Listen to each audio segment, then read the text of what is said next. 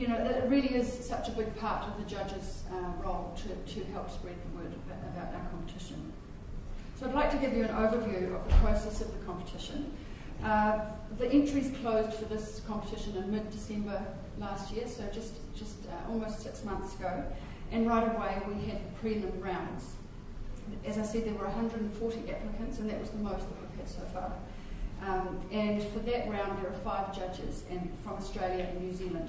It was myself, Dmitry Atanesov, who's the concertmaster of the Auckland Philharmonia, Vesad Mati Lebanon, who is the concertmaster of the MZSO, and he is one of the international judges this weekend as well.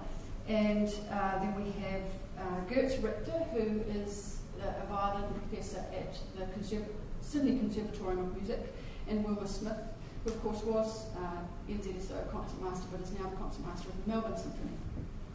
So each competitor sends a CD recording, which needs to be live and unedited, and they send performances of a Paganini Caprice, 2 movements of solo Bach, and a sonata movement, along with their CV.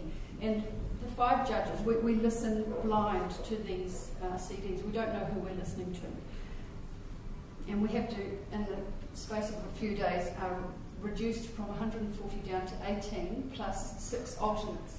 Quite often a number of contestants can't make it, so we have to have some backups. And actually some of them have progressed right through to the finals in past years.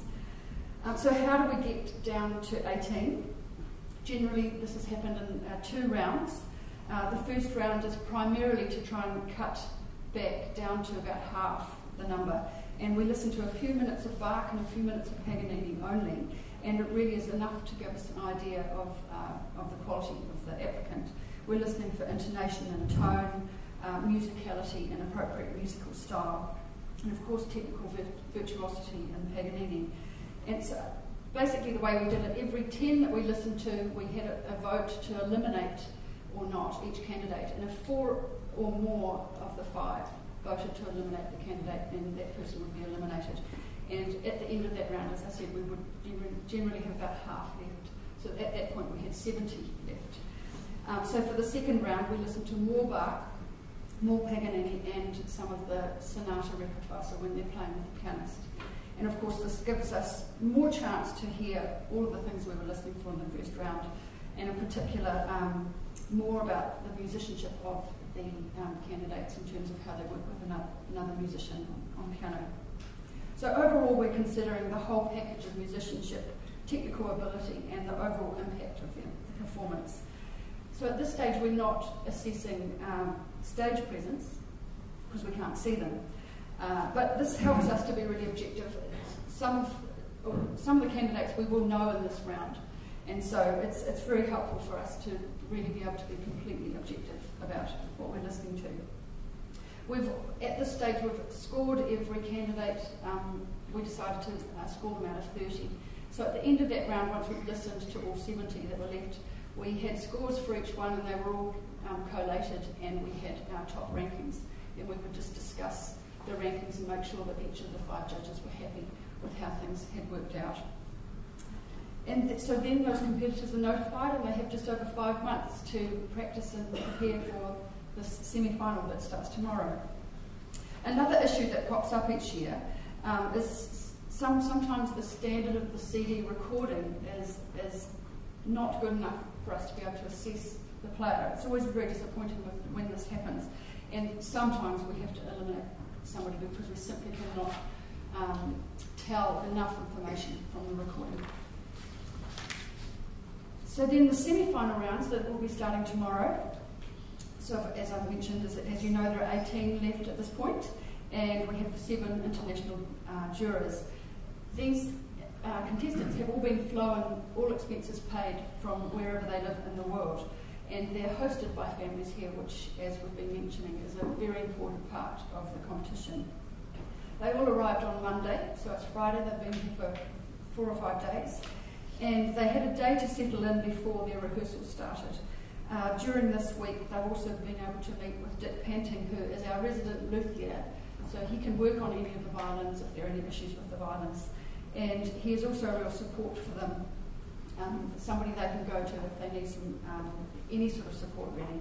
So he's been checking in with them to make sure that everything's going well. And rehearsal preparations have involved 30 minutes for each of them. They come in here by themselves, a couple of people to help them. But they have 30 minutes to really get a sense of this performance environment. And then they have 90 minutes where they rehearse with their assigned pianist. So they have approximately 30 minutes of duo repertoire. So it means they have 3 times that amount to rehearse with their pianist, which actually isn't very long at all. So then they all perform 2 rounds, and this is actually another part of the competition, which is quite unique. We talked about this right from the start, that they've all come such a long way. Let's give them a chance to really play a lot. So quite often competitions would eliminate people after the first round, but here everybody gets to do 2 rounds. And then the first round, tomorrow, everybody plays some solo Bach and some Mozart, a Mozart concerto. And in the second round, which is on Sunday and Monday, they all play a new commission by John Sarthis. It's a solo work, Paganini Caprice, a duo repertoire, duo sonata, and a showpiece, which is more virtuosic work.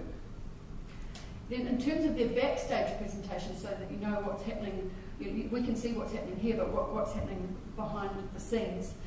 They can all warm up in the council chambers behind here any time, but they're escorted over here about 15 minutes before their performance, and they'll be in the rooms out there, not able to play much actually, because there's a lot of sound bleed, so you can imagine them sitting there ready to come on.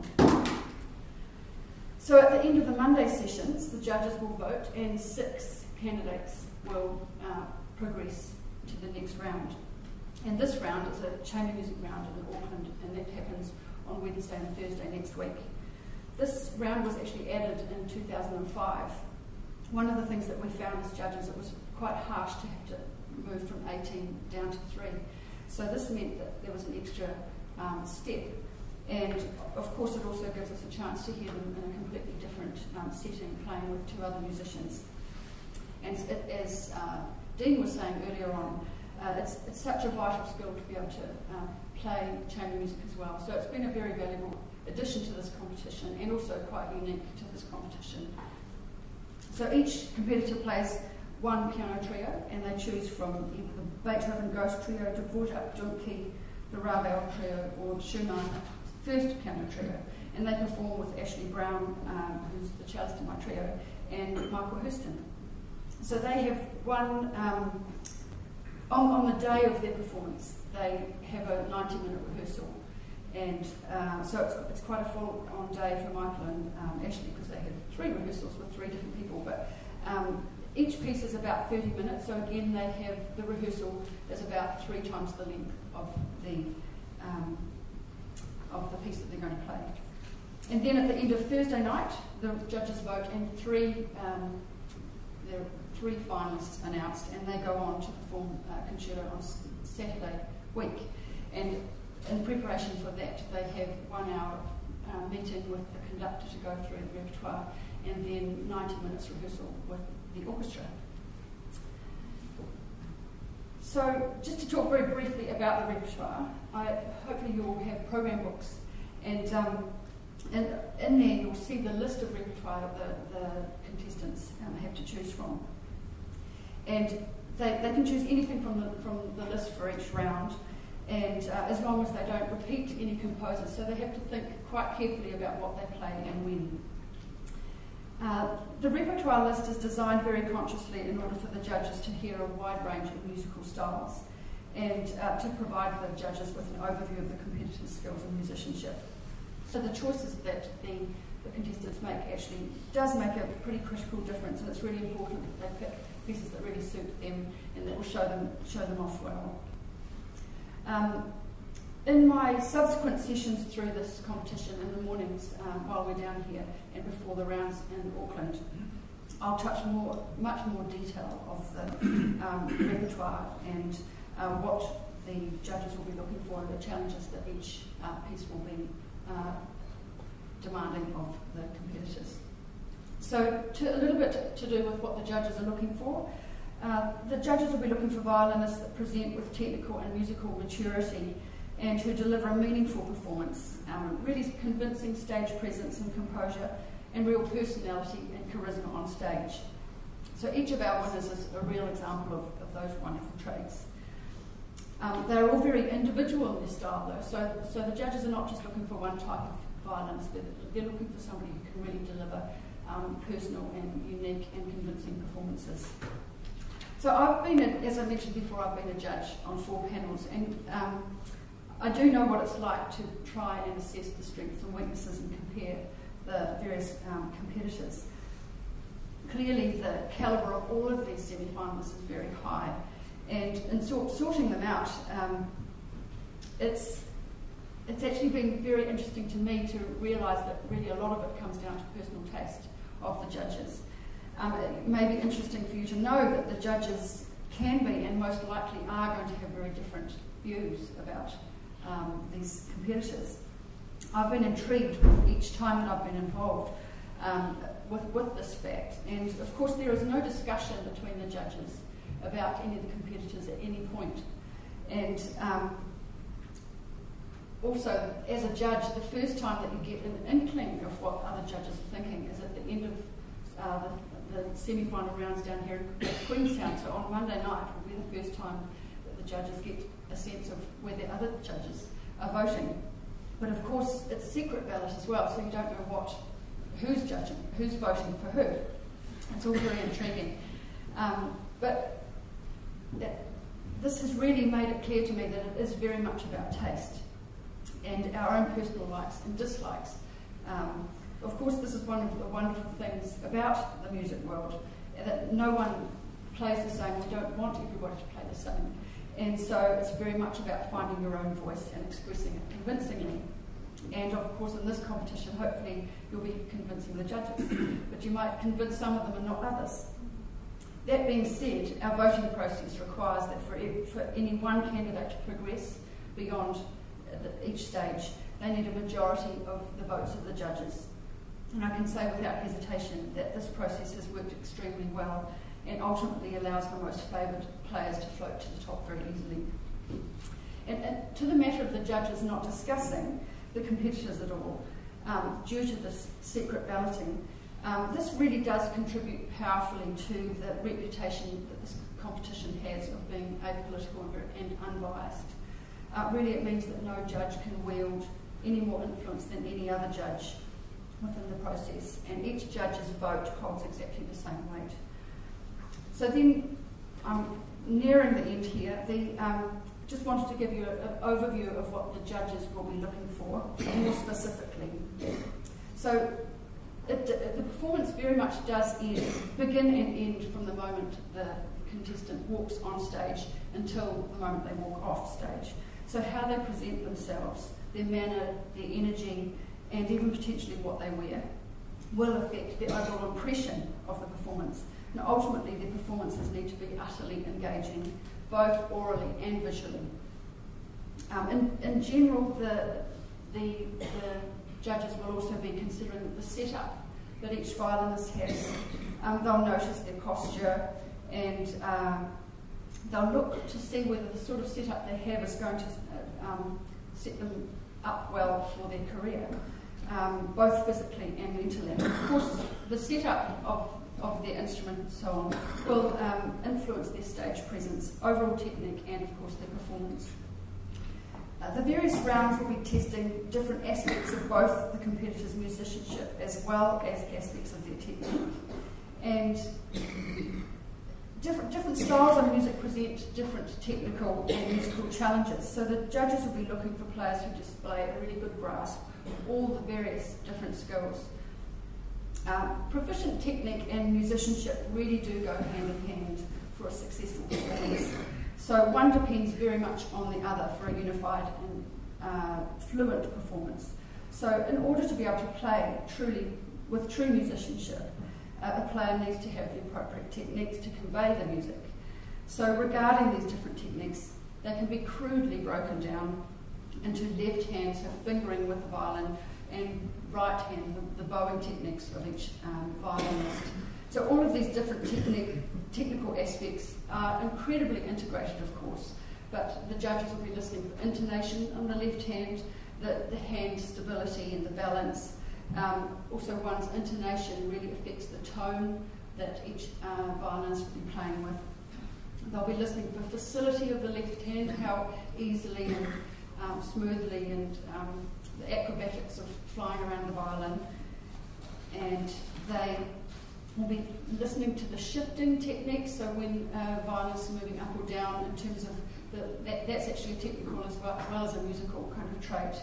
And they'll be listening to vibrato colour, the idea that the vibrato is something that you can use to add to your phrasing, and the vibrato is going to be very different depending on what pieces you're playing. And the right hand, the bow hand, is very much the expressive side of violin playing. So it's all about tone production, control of tone, variety of tone. There's also, they'll be looking for the fluency and ease in all the multitude of bowing strokes. A lot of these things I'll be able to go into in more detail in the morning sessions. So they'll be really listening to all of these aspects of the violinist.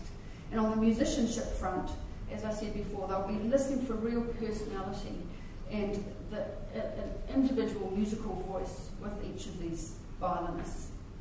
And what I really mean by that is that they'll be looking for something that conveys real truth.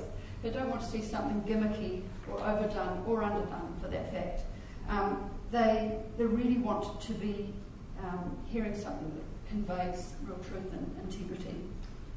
So breaking that down a little bit further, they'll be listening for appropriate style of all the various repertoire that they'll be playing.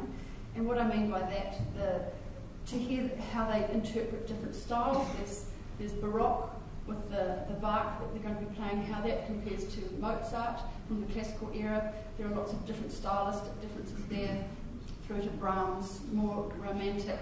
And again, this is something that I'll be able to go into in more detail in my morning sessions. And then the duo repertoire here in Queenstown offers a whole other side of things that the judges will be considering, how they work with the pianist.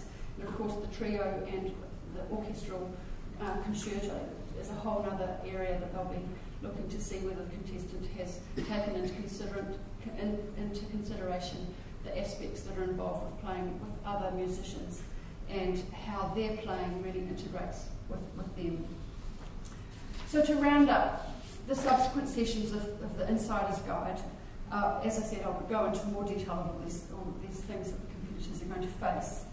The Harp Flower sessions here in Queenstown will be at 9 o'clock, bright and early, Saturday, Sunday and Monday. And tomorrow's session I'll be delving more into the Bach and Mozart that I'll be playing. And then on Sunday morning, Josef Spacek will be coming to do some demonstrations of the Paganini caprices and the various technical aspects that the judges will be considering. And also John Pasapis will be talking about his new commission. So that's going to be really fascinating to hear from him. And then on Monday, we'll be delving more into the duo repertoire and the virtuosic pieces. Then in Auckland, of course, before the chamber music round, I'll be talking more about the challenges of the trio repertoire and the concerto repertoire before the final. So it's no doubt this competition is a huge test for each and every competitor. And it's an incredible experience for the judges and the audience members, of course, as well, to hear such an array of fine violinists. So the next week will be incredibly intense and fascinating for all concerned, and I'm sure that you'll join with me in wishing each and every competitor all the best for their experience here in New Zealand.